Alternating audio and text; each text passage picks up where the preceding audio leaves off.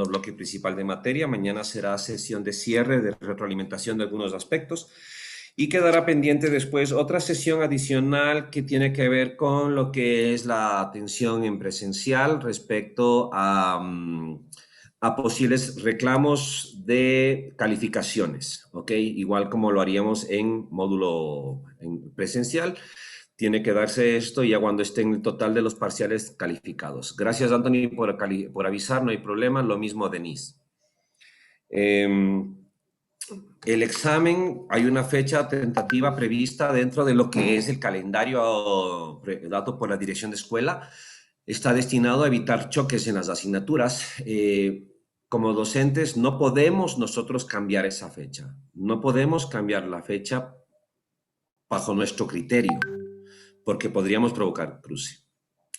Sin embargo, sí puede existir la probabilidad de que los estudiantes que conocen su carga de contenido, de materia, de trabajos o de lo que sea, estudiantes pueden hacer una propuesta de si es que hay alguna modificación, ¿sí? Así como también lo que es la hora.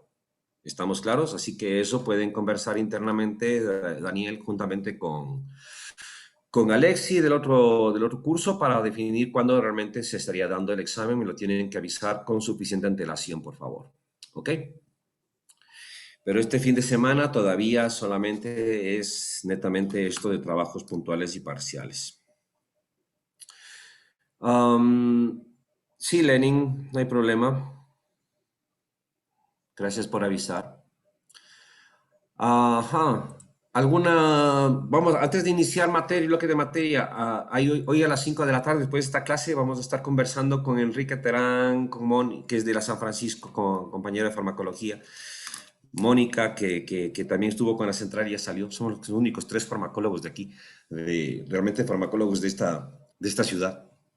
Y Belén, que ya es coordinadora de la cátedra, intentando hablar alguna cuestión de farmacovigilancia y vacunas COVID. No tengo idea de que vaya a salir eso porque es una agenda que no la entiendo muy bien cómo se ha estructurado.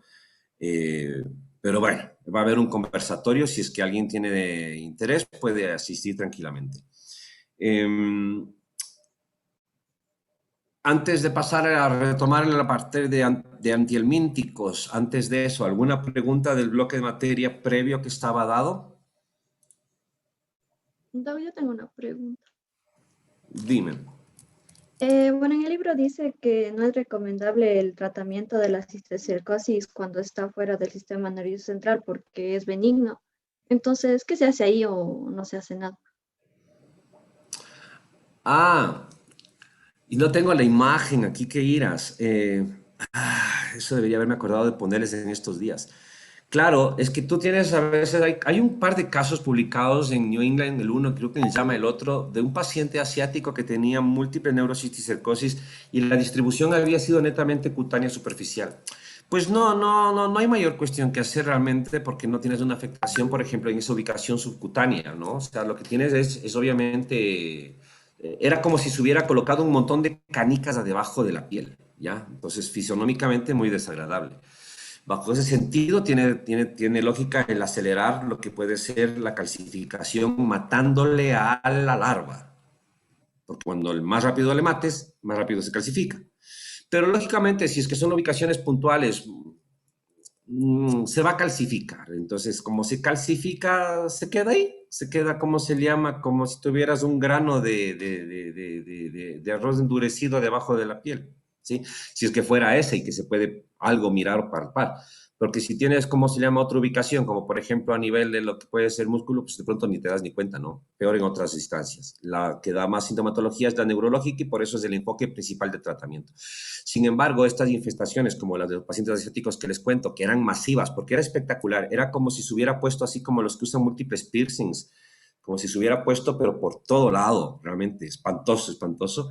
Lógicamente que ahí no es que no vas a hacer nada, tienes que dar tratamiento de una vez para poder favorecer rápidamente la calcificación de las larvas, ¿no? Para que ceda ese cuadro. Te he contestado. Se Sí, calcifica. Eh, Vale. otra, otra Otra. pregunta tenía, es que en la anterior clase una compañera le preguntó a usted que si las benzimidazoles inhibían lo que era la mitosis y usted le dijo que no. pero en el libro está así y no sé si estará mal en el libro. De la mitosis, pero ¿de qué? ¿De los parásitos? No sé si decía de la mitosis y que por eso no era, era contraindicado para las embarazadas porque alteraba el desarrollo fetal. A ver, lo que pasa está en que yo no me acuerdo bien cómo fue la pregunta y en qué, en qué contexto fue. Está contraindicado durante el embarazo porque existe la potencialidad de que modifique función igual que los nitroimidazoles, los benzimidazoles, a nivel embrionario. Pero yo lo que me refería ahí es que no son antihelmínticos porque inhiban la mitosis per se, porque lo que modifican es la capacidad de contractibilidad de los parásitos. O sea, un parásito no hace mitosis como una bacteria. A esto me refería yo. Entonces, de pronto por ahí la confusión. ¿Sí? El mecanismo de acción antiparasitario de los benzoimidazoles es porque provocan parálisis y expulsión del parásito vivo, excepto las larvas y los huevos, que sí pueden sufrir daño en estructura. Entonces, no me acuerdo cómo fue la pregunta, no me acuerdo quién la formuló y en qué contexto, pero yo lo que le entendí que me preguntaba era si es que actuaban de esa manera y le dije que no. O sea, no es que no matan al parásito por inhibir la mitosis como haría, por ejemplo, una quinolona o haría un antimicótico como los derivados de los que bloquean la síntesis de ergosterol. O sea, no. Sí, o la gliciofulvina, que es el mejor ejemplo que inhibe la mitosis, por ejemplo, que es uso mitótico. Inhibir la mitosis es uso mitótico, ¿sí? Entonces, a eso me refiero que no. Que puedan tener la potencialidad por el daño de los radicales libres que pueden estar liberando siempre que tengan un componente nitro, eso es otra historia. Ya, muchas gracias. Vale. ¿Alguna otra? Doctor, buenas tardes. Yo quería hacer una pregunta respecto a los nitrimidazoles. ¿Cuándo debemos administrarlo como jarabe? ¿Cuándo utilizarías en general un medicamento en forma farmacéutica de jarabe? ¿Cuándo? En niños. Ya, ¿y en quién más? Em, mm, niños, bebés, no sé.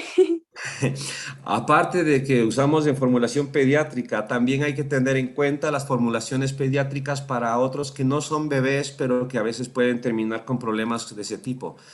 Me estoy refiriendo específicamente a adulto mayor. A veces tienen que acordarse, hay adultos mayores que ya pueden tener problema de deglución, por favor, tienen que estar atentos a esto.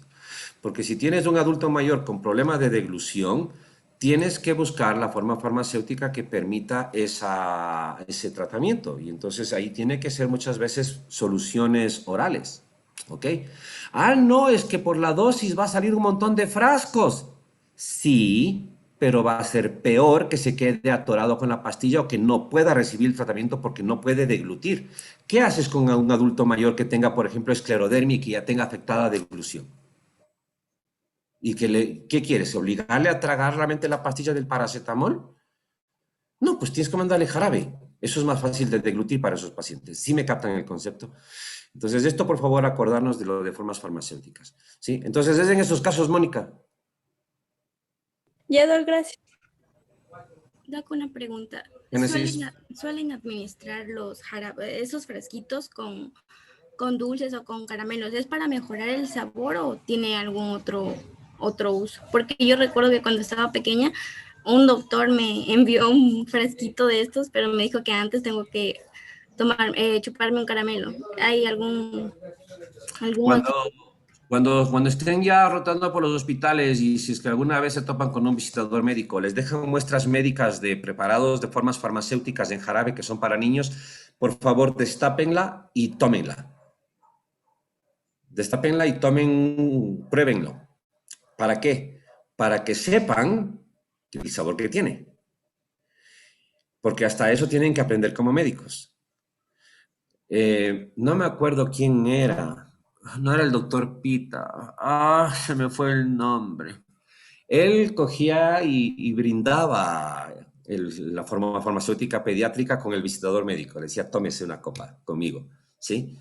Es que claro, es que hay productos que a veces pueden ser bastante agradables, por ejemplo, el bisolbón, que no vale para nada, pero es muy dulce y hablamos de antitusígenos. ¿Se acuerdan que ya les conté que más es el dulce? O por ejemplo, la cetiricina pediátrica, que es el Alercet, si no me equivoco, sabor a uva, es buenazo, riquísimo. ¿Sí? Pero hay otros que en cambio tienen un sabor acre, sabor a banana, sabor a limón, son espantosos, horrorosos. Génesis, yo creo que tu pediatra lo que pasa está en que sabía que el jarabe que te mandaba era completamente asqueroso. Y por eso está en que te decía que tomes un caramelo antes. Yo creo que es esta la razón. Bueno, vamos a continuar. Nos habíamos quedado justamente en Pirantel y nos tocaba ya ir hacia esto que es netamente la ivermectina. Una ivermectina que está desarrollada, se desarrolló originalmente para lo que era el tratamiento de oncocercosis. ¿Para qué nos sirve ivermectina? Insisto, para la oncocercosis o para el tratamiento de los estrongiloides. También para larva migrans y para los ectoparásitos como escabiosis o como pediculosis. Es una molécula relacionada con los macrólidos, pero con un mecanismo de acción diferente, que lentamente lo que hace es potencializar la transmisión de GABA. Y recuerden ustedes que GABA siempre está relacionado con inhibición en la función neuronal, en este caso ¿de quién? De los parásitos. Y de potencialización del ingreso de cloro a través del receptor de glutamato, que es una variación que existe a nivel de los parásitos. A la larga, todo esto lleva a ¿qué? A que exista una parálisis. Esa parálisis, en el caso de las filarias, sobre todo lo que pueden ser las grandes, termina condicionando de que el propio sistema orgánico las degrade la cubierta externa y mueran las células de defensa orgánicas. Pero esa eliminación de proteínas, ¿sí? O incluso cuando es en el caso de las microfilarias, la eliminación de las proteínas de cubierta, condiciona reacciones de hipersensibilidad que se conocen como reacción de Masotti y que seguramente les contaron en parasitología. La ivermectina es un fármaco que se administra a una dosificación de 200 microgramos por kilogramo de peso y que en el adulto es hasta un máximo de 12 miligramos. Y logra tener una amplia distribución en los tejidos a nivel tisular. Este papel tisular es lo que permite que sea útil, por ejemplo, para larva migrans, para los ectoparásitos, para la propia oncocercosis. Ahora, esta es la finalidad de empleo y con la ivermectina es que se logró en definitiva erradicar de este país, se supone, a la oncocercosis, la ceguera de Río y lo que era la elefantiasis, porque las campañas sistemáticas de administración de ivermectina a nivel comunitario y poblacional, que duró casi 15 años, se supone que ha logrado erradicarla. ¿Okay?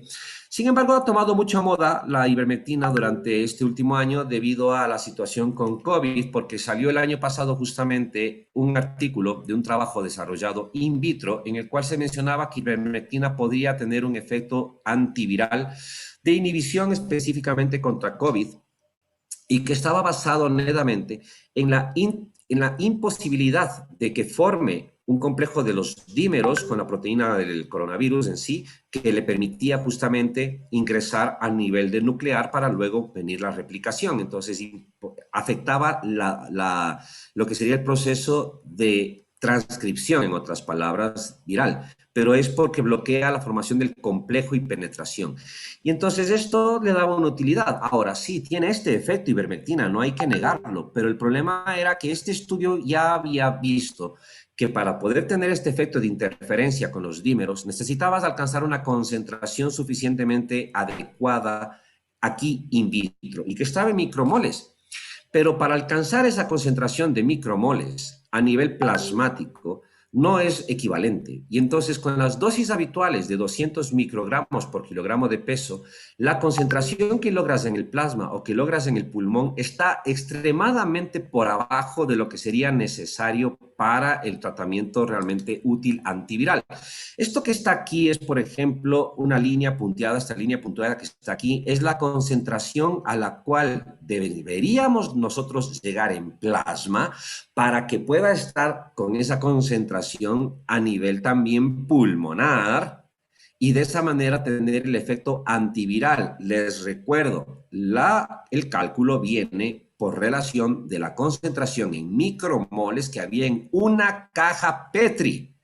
Y luego estamos hablando de un cuerpo que contiene 42 litros de agua. ¿Ok?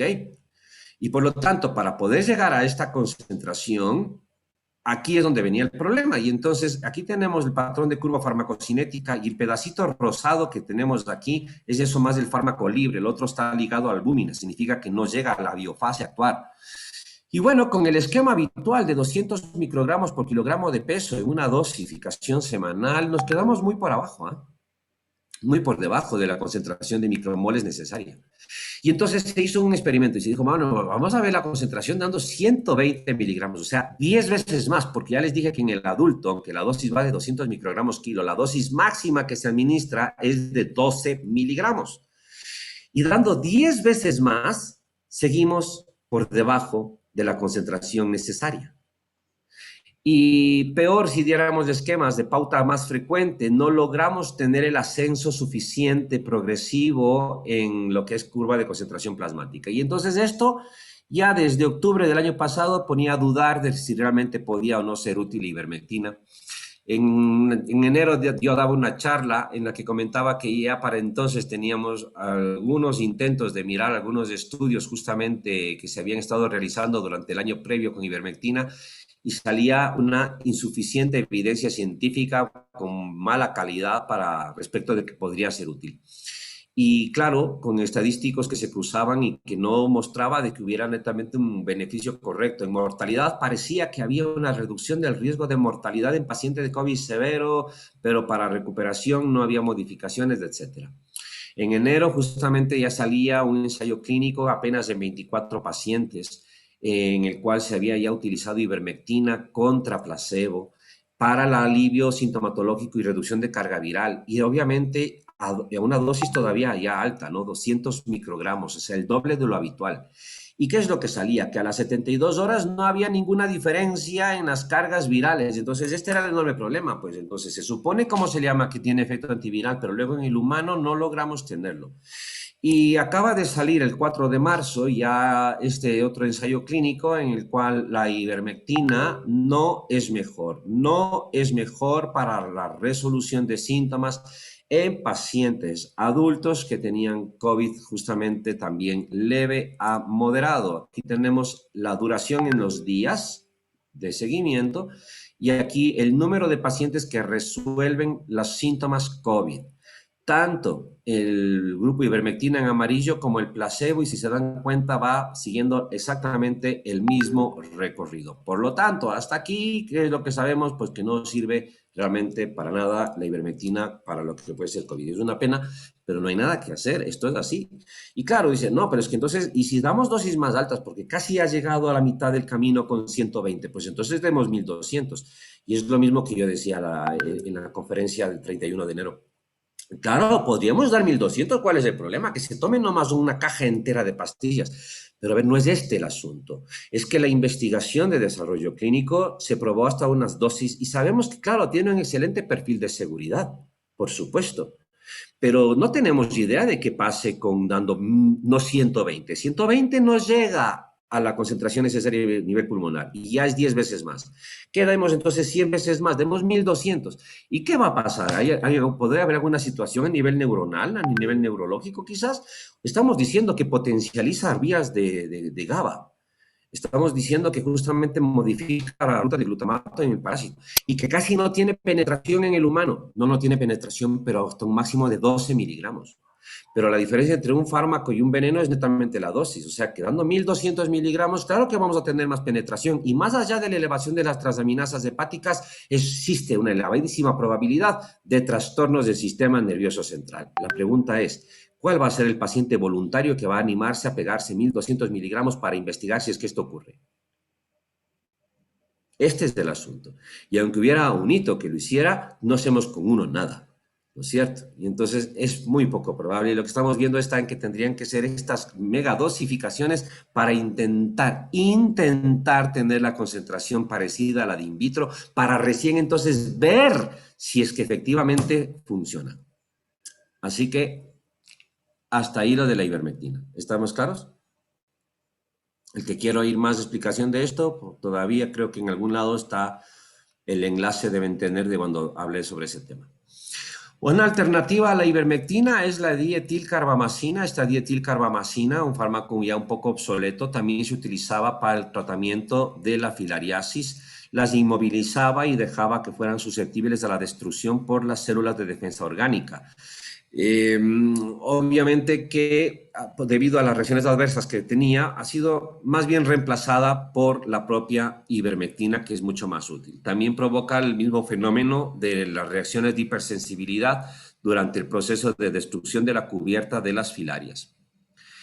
Y eso respecto a los gusanos redondos. Y cuando pasamos a los planos, habíamos dicho que praziquantel era el fármaco que te permitía tratar tanto tenias, platelmintos, como lo que eran las duelas, tenias y duelas, schistosoma, fasciones, paragonimus, el mismo praziquantel.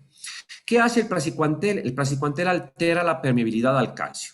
Y entonces, claro, con más presencia de calcio hay más tendencia a la actividad contráctil que lleva a una parálisis. Eso significa que las duelas o las tenias dejan de moverse.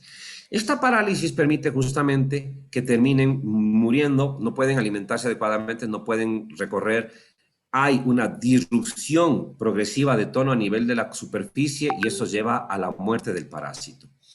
Praziquantel se puede absorber, sobre todo con alimentos, pero hay un problema, penetra poco en el sistema nervioso central. Y entonces, praziquantel actúa sobre tenias y eso incluye también los huevos y las larvas. Así que así como el albendazol servía para las larvas, ojo, albendazol no es para la tenia adulta, así como el albendazol servía para las larvas de tenia, o sea, de tenia solium, el cisticerco. Praziquantel también, ya tenemos 2 fármacos para neurocisticercosis. Sin embargo, el problema es que praziquantel, incluso dado con alimentos, penetra menos que albendazol. Y entonces, esta es la razón por la cual, aunque puedes utilizarlo, se prefiere muchas veces al albendazol por el efecto larvicida central que va a tener. Y praziquantel para todas las duelas, ¿no? Para todos, paragónimos, fasciolas, schistosoma. Y como alternativa exclusivamente para tenias, la niclosamida. La niclosamida es un fármaco de segunda línea que lo que hace es alteración de la fosforilación oxidativa que da la energía al Scolex. Y entonces, como se altera la función del Scolex, se daña este y se suelta. ¿Cómo se suelta? Permite justamente la expulsión de la tenia entera, completa, sin riesgo de destrucción del cuerpo, como ocurriría con praziquantel. Y en este sentido, es una alternativa interesante. ¿Cómo tienes que dar el fármaco? Bueno, tienes que darlo, no se absorbe, ¿no? Prácticamente se queda solo en la luz. 2 gramos es la dosificación en tabletas masticables. Tienes que tomarlas con abundante agua y después de unos minutos con laxante. Y tiene que ser con laxante de iones, no con formador de bolo, no con azúcares como la lactulosa, no con ablandadores. Tiene que ser con laxantes de sales, de iones o de los que son estimulantes irritantes, porque estos tienen un efecto más rápido. ¿Y por qué tiene que ser con laxante? Porque tienes que favorecer la expulsión de la tenia, ¿ok? Esto hay que acordarnos. Tienes que favorecer la expulsión completa de la tenia. Es bastante eficaz la niclosamida, sí, es una opción interesante, sobre todo para solium, que es recurrente porque significa que el tratamiento previo no permitió que se suelte el Scolex. Y entonces, visto esto, hemos terminado parásitos interiores y gastrointestinales y podemos pasar a los ectoparásitos. Hay 3 ectoparásitos, pero las pulgas, obviamente, estas se matan simplemente con pics o teniéndole con los collares de antipulgas a los gatitos y a los perritos y mascotas, etc. Pero en cambio, sí son un problema de ectoparásitos lo que son la pediculosis y la escabiosis. Así que vamos a mirar estas. En el caso de la escabiosis, el Sarcoptes scabies, esto es una fotografía de microscopía, no son visibles a simple vista, son como pequeños, lo verías como pequeños puntitos miniatura negros quizás a nivel cutáneo. Estos penetran a nivel de epidermis, se insertan, viven adentro de epidermis y suelen estar dejando las hembras siempre varios cientos de huevos que incuban en 3 semanas. y dan frecuentemente epidemias, sobre todo en poblaciones que son aisladas, como por ejemplo asilos, comunidades rurales, ocasionalmente colegios, pero sobre todo asilos y comunidades rurales en donde se comparten viviendas, se comparten camas, se comparten cobijas, etcétera. Y da un prurito exquisito. Se caracteriza justamente porque es un prurito que puede ser exasperante para la persona. Cuando vimos con ustedes antihistamínicos, mencioné a la hidroxicina como una opción para algunas dermatosis pruriginosas y también para la escabiosis hay que acordarnos, porque llega a ser tan intenso el rascabonito que termina justamente lastimándose la persona, llega a tener desesperación. Así que la hidroxicina suele ser una opción, pero antes que manejarle con esto hay que erradicarle al parásito. A veces puede haber manifestaciones que son menos fáciles de identificar, ya lo que llamaríamos escabiosis incrustada, como por ejemplo aquí a nivel de lo que ya es palma de la mano, ¿sí? A nivel ventral, o en dorso de espalda en este paciente adulto mayor, o aquí incluso a nivel de lo que puede ser órgano sexual, o la unguial, que es una de las más raras, de las más infrecuentes. Y justamente cuando tienes este tipo de lesiones pruriginosas, que no entiendes bien cómo asomaron, que son repetitivas, reincidentes con recurrencias medias extrañas, es justamente que tienes que empezar a sospechar, entre otras cuestiones, de este tipo de cuadros como la escabiosis. De ahí que en dermatología les van a pedir que nunca, sin tener claro el diagnóstico, nunca estén usando cremas con corticoides porque pueden enmascarar lo que realmente está ocurriendo en la piel. Respecto a la pediculosis, en definitiva, piojos, ¿sí? Son un poquito más ya visibles, más pequeños que una pulga, pero más grandes que un escabies. Tenemos obviamente tres variantes, ¿no? El capitis, que es el piojo de la cabeza, el corporis y el tirius pubis, que también se le conoce como la ardilla. A la larga son hematófagos. Las hembras ponen hasta 300 huevos que viven justamente, que pueden eclosionar en una semana y maduran rápidamente. Y obviamente también provocan epidemias, sobre todo también en poblaciones aisladas, asilos, comunidades rurales, y este es más frecuente en menores de edad. Esto es mucho más frecuente en menores de edad y con brotes en escuelas. ¿Con qué tratamos escabiosis o pediculosis? Pues con sustancias tópicas que se parecen un poco a veces algunas a insecticidas.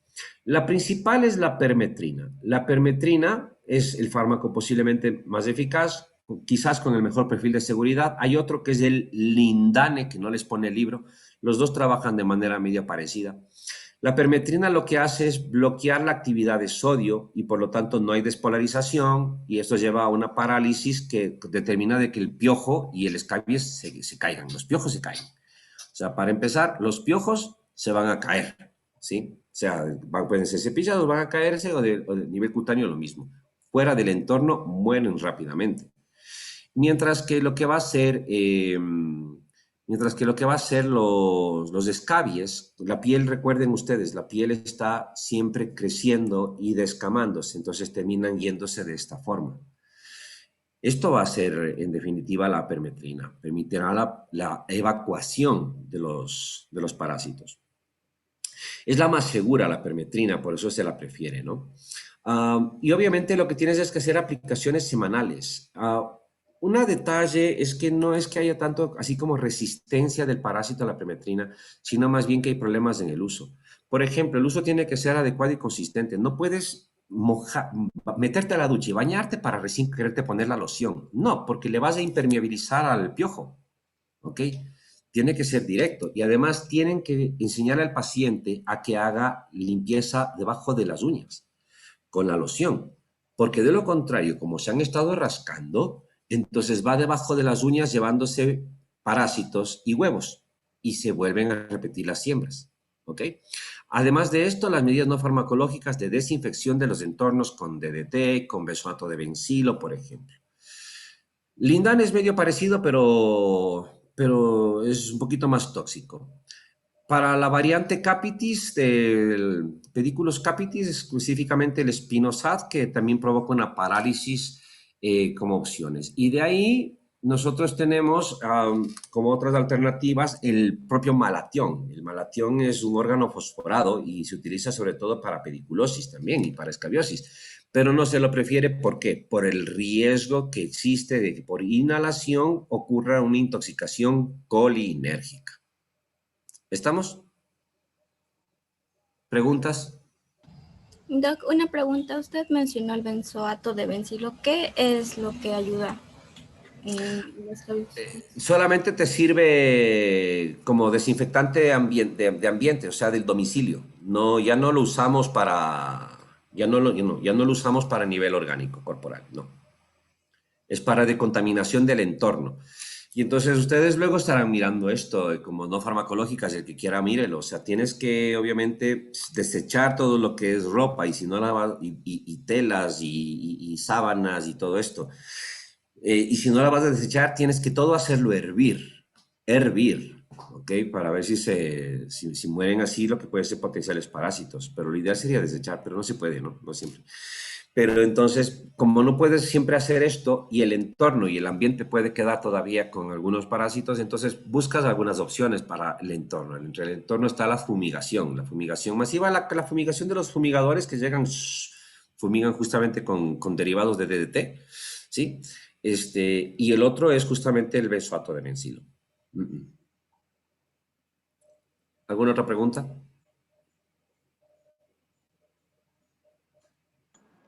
Doc, ¿y la ivermectina no se la utiliza para los piojos? Qué bueno, casi me olvido. Gracias, Nayeli.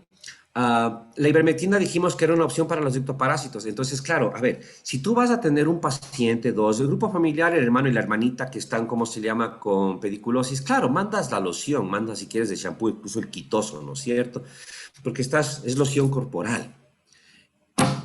Y si tienes a todo un asilo con 30 ancianos adentro, tienes toda una comunidad rural, llegaste ahí y tienes a tus 100 habitantes todos contaminados, ¿qué vas a pedir? ¿Que por favor te traiga un camioncito lleno de frascos de lociones? No. Ahí es, para este tipo de descontaminaciones termina siendo mucho más fácil ponerles en fila. Abra la boca, abra la boca, abra la boca. 200 microgramos kilogramo de peso, sí, en niños, en adulto máximo hasta 12 miligramos. Y entonces, con repetición, porque los huevos pueden eclosionar. Y la ivermectina, hemos dicho, se acumula a nivel tisular y provoca, ¿qué? Activación de sistemas de GABA y de cloro. Y por lo tanto, son parásitos hematófagos, los dos. Así que, obviamente, a algún instante, mientras está haciendo su hematofagia a nivel cutáneo, como el fármaco tiene tisular, está más o menos como la grisofulvina, acuérdense que se acumulaba a nivel epidémico y va ascendiendo, más tarde, más temprano se lo tragan, se lo beben, quedan paralizados y se caen y se descaman y se van. Pero repetimos el tratamiento, por eso es que la caja trae, creo que 4 comprimidos, o traía 6 comprimidos, alguna cuestión así, no me acuerdo, para repetir el tratamiento a la semana, ¿no? Entonces, esto es mucho más fácil, es mucho más sencillo darles por vía oral para estas descontaminaciones masivas. Sin embargo, hay que tener cuidado cuando haces esto en adultos mayores, por ejemplo, de ancianatos, porque hay estudios que han mostrado que 6 meses luego de estos tratamientos comunitarios masivos contra epidemias focales, ha habido incremento de mortalidad en paciente anciano de asilo, principalmente cuando era usuario de fármacos antipsicóticos, por ejemplo, de psicofármacos. Y obviamente los pacientes de ancianato a veces tienen Alzheimer o tienen demencia senil, cosas de este estilo. ¿Por qué ocurre el aumento de la mortalidad? No se sabe. Aparentemente hay algún tipo de tendencia de progresión o de acumulación relacionada con la vía del GABA potencialmente y a nivel central y con las vías de dopamina que están modificadas por el antipsicótico. No se comprende bien, hay por eso a nivel de Europa una precaución de uso de ivermectina con fines de tratamiento de pediculosis o de escabies en epidemias focales en paciente adulto mayor que toma psicofármacos. Así sería. A eso acordamos. ¿Alguna otra pregunta?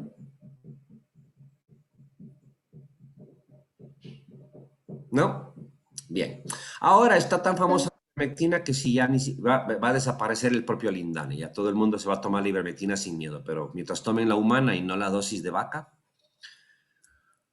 Doc, entonces el espinosad solo es para la cabeza. Solamente el espinosad sería... Nosotros tenemos aquí en el país, que yo sepa no tenemos en el país el espinosad, yo sepa. Solamente es útil para la variante capitis, ¿sí? Solamente para esto como tópico. Eso es. ¿Alguna otra pregunta? Doc, no sé si mencionó sobre la duración del tratamiento. No les... no ¿De sé. los piojos? Sí, Doc. Suele ser una aplicación con el permetrino lindane de pies a cabeza con repetición a la semana. No es todos los días. No, no te pones todos los días. No. Es una con repetición. Doc, por eso mismo se utiliza cuando hay una pediculosis así abundante. ¿Usamos lo mismo? ¿En la cabeza? No, es que lo que pasa es que las formulaciones de shampoo vienen para varios días porque para empezar viene formulado en shampoo y no en loción. Y obviamente para usar el shampoo ya vas teniendo que mantener más duración de efecto y más repetición de uso. Primero porque es menos suave, menos concentrado y segundo, ¿cómo se llama? Porque le impermeabiliza la ducha. ¿Sí? Mañana más preguntas, me tengo que ir, me tengo que reunir con los expositores de la charla. Gracias, Doc. Gracias. Hasta mañana. Los que Gracias, quieran doctora. Hasta mañana. asistan a la charla de las 5, ya nos vemos, hasta mañana. Hasta mañana.